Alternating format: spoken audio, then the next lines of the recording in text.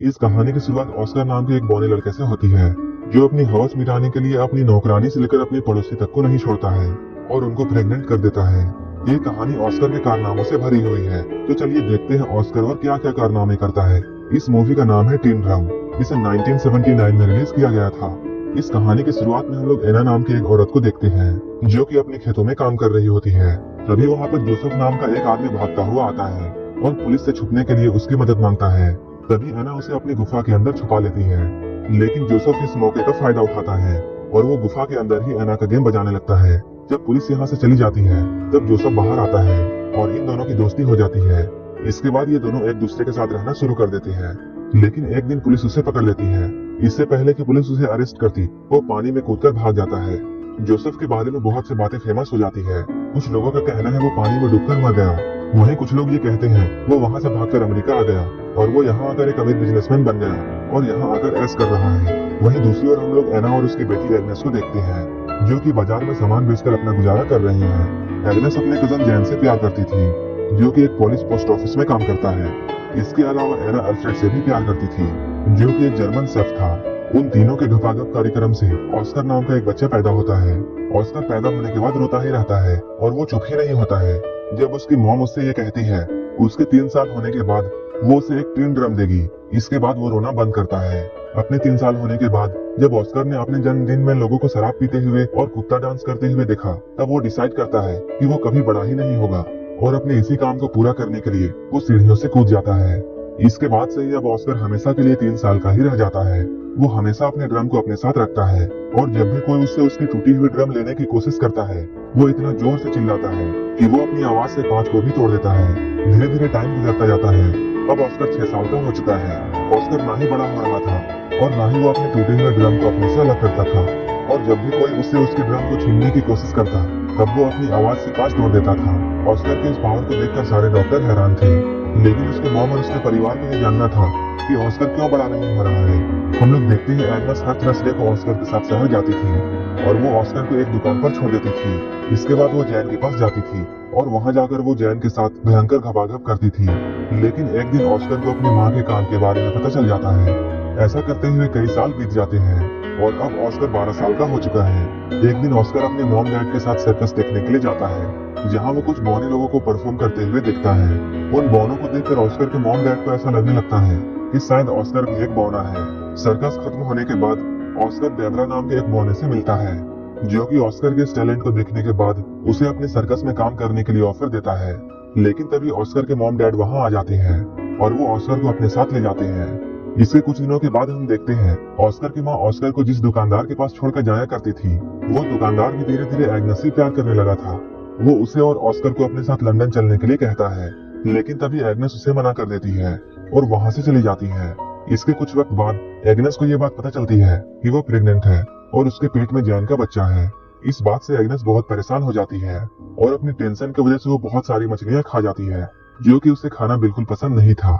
वहीं उसके पति अल्फ्रेड को इस बात से कोई भी फर्क नहीं पड़ता है कि एग्नेस के पेट में किसका बच्चा है, और वो एग्नेस को सिर्फ खुश देखना चाहता था। लेकिन ऑस्कर के पैदा होने के बाद एग्नेस को कभी भी खुशी नहीं हुई, इसलिए वो अपने इस बच्चे को पैदा करना नहीं चाहती है और बहुत ज्यादा मछलियां खाने की वजह से उसे फूड पॉइजनिंग हो जाती है और उसकी मौत हो जाती है। इसके कुछ सालों बाद हम लोग ऑस्कर को देखते हैं, जो कि अपने टूटी हुई ड्रम को ठीक कराना चाहता है। ये सब उस वक्त में हो रहा था जब जर्मनी पूरे पोलैंड में हमला करके उस पर पूरा कब्जा करने की कोशिश कर रहा था। वहीं पोस्ट ऑफिस में भी पुलिस लोग जर्मनियों पर हमला करने की तैयारी कर रहे थे। तभी अचानक जर्मन्स का उन पर हमला हो जाता है। इस हमले में बहुत से लोग मारे जाते हैं, जिनमें से एक जैन भी था। ऑस्कर इस हमले से किसी तरह बच जाता है और वो यहाँ से भाग जाता है। इसके कुछ दिनों बाद हम लोग देखते हैं अल्फ्रेड एक 16 साल की लड़की जिसका नाम मारिया है, उसे अपने दुकान में काम करने के लिए रखता है। मारिया दुकान के साथ साथ ऑस्कर का भी ध्यान रखती थी। धीरे धीरे ऑस्कर को मारिया से प्यार होने लगता है। ऑस्कर की उम्र भी मारिया जितनी ही थी, लेकिन मारिया को इस बात पर यकीन नहीं था और वो ऑस्कर को अभी भी बच्चा मानती थी। जब एक रात अल्फ्रेड किसी काम से शहर से बाहर जाता है, तब वो मारिया के बेड के पास जाता है और वो एक चूहे की तरह उसके कंबल में घुस जाता है और घपाघप करने लगता है। मारिया को भी ऐसा करने में अच्छा लगता है, इसलिए वो ऑस्कर को नहीं रोकती है। धीरे धीरे ऑस्कर उसके और भी करीब आने लगता है, लेकिन अचानक एक दिन उसे ये बात पता चलती है कि मारिया का अफेयर अल्फ्रेड के साथ चल रहा है और मारिया अल्फ्रेड से बहुत प्यार करती थी, लेकिन अल्फ्रेड सिर्फ उसका यूज कर रहा था। मारिया इस बात से बहुत ज्यादा दुखी होती है और वो रोने लगती है।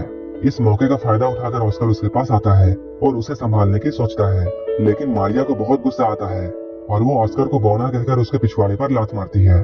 कुछ महीनों बाद हम लोग ये देखते हैं कि मारिया अल्फ्रेड के बच्चे की मां बनने वाली थी और ऑस्कर उस बच्चे को मारना चाहता था, लेकिन मारिया ऐसा होने नहीं देती है। कुछ दिनों बाद मारिया एक लड़के को जन्म देती है। उस बच्चे को पाकर सभी लोग बहुत खुश होते हैं, लेकिन ऑस्कर ये सब देखकर बिल्कुल भी खुश नहीं था, क्योंकि उसे ऐसा लगता था जैसे वो बच्चा उसी का है। वहीं दूसरी ओर हम लोग ऑस्कर के दोस्त बैबरा को देखते हैं, जो कि वर्ल्ड वॉर 2 के दौरान नाजी आर्मी में एक बड़ी पोस्ट पर काम कर रहा था। फिर एक दिन वो ऑस्कर को भी अपनी टीम में आने के लिए बोलता है। ये लोग पेरिस में एक परफॉर्मेंस करने वाले थे। ऑस्कर इन लोगों के साथ मिलकर सारे लोगों को अपना टैलेंट दिखाता है। उनके साथ काम करते हुए उसे अपनी टीम की एक लड़की जिसका नाम रूस बिता है, उससे प्यार हो जाता है। अब कई दिन ऐसे बीत जाते हैं।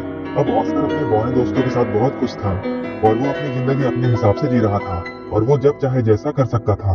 लेकिन एक दिन अचानक अमेरिकन का वहां हमला हो जाता है। ऑस्कर की गर्लफ्रेंड रोजबिता इस हमले में मारी जाती है।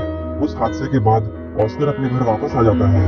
यहाँ आकर वो मारिया के 3 साल के बेटे को एक वैसा ही ड्रम गिफ्ट करता है जैसा कि उसे अपने 3 साल की उम्र में मिला था। लेकिन मारिया ऑस्कर के यहाँ आने से बिल्कुल भी खुश नहीं थी, लेकिन अल्फ्रेड अपने बेटे के यहाँ आने से बहुत खुश था। अल्फ्रेड अपने बेटे को उन लोगों से छुपा कर रखता है जो कि ऑस्कर को हॉस्पिटल ले जाकर उसका इलाज करना चाहते थे, क्योंकि अल्फ्रेड को ऐसा कभी नहीं लगता था कि ऑस्कर आम लोगों से अलग है। शहर की हालत धीरे धीरे बिगड़ने लगती है। इसके बाद डर के मारे अल्फ्रेड अपनी पड़ोसी लीना और अपने बेटे ऑस्कर को बेसमेंट में छुपा कर रखता है। इसके साथ अल्फ्रेड को अपने नाजी होने की बात भी छुपानी पड़ती थी, लेकिन अचानक एक दिन रशियन सिपाही उनके घर पर घुस जाते हैं और वो अल्फ्रेड के सामने ही लीना के साथ जबरदस्ती करने लगते हैं। वहीं अल्फ्रेड को नाजी सिपाही होने की बात छुपाने के लिए ऑस्कर उसे एक चिन्ह देता है जिस पर नाजी होने की बात लिखी हुई थी। तभी अल्फ्रेड उस चिन्ह को निगल लेता है, लेकिन वो चीज जाकर अल्फ्रेड के गले में फंस जाती है और उसकी मौत यहीं पर हो जाती है। अगली सुबह मारियस नाम का एक आदमी अल्फ्रेड की दुकान पर आता है और अब वो उस दुकान का नया मालिक था। दुकान को अपने कब्जे में करने के बाद मारियल अल्फ्रेड का फ्यूनरल कर देता है, क्योंकि उसने हाल ही में अपनी पत्नी और बच्चों को खोया था और वो जानता था किसी अपने को खोना कैसा लगता है। अल्फ्रेड के मरने के बाद ऑस्कर को भी ये बात समझ में आ जाती है कि अब उसका इस दुनिया में कोई नहीं है। इसके बाद ऑस्कर फिर से ये डिसाइड करता है कि अब वो बड़ा होगा। इसके बाद ऑस्कर अपने ड्रम को भी अल्फ्रेड के साथ दफना देता है, लेकिन तभी कहीं से एक पत्थर आता है और वो सीधा जाकर ऑस्कर के सर पर लगता है, जिसकी वजह से ऑस्कर वहीं पर बेहोश हो जाता है। यहीं पर एक आदमी इन लोगों को बताता है कि ऑस्कर अब बड़ा होने लगा है। मूवी के लास्ट सीन में हम लोग ये देखते हैं एना को छोड़कर बाकी सारे लोग इस शहर को छोड़कर जा रहे हैं, जहाँ ऑस्कर को पता चलता है कि उसके चिल्लाने की शक्ति अब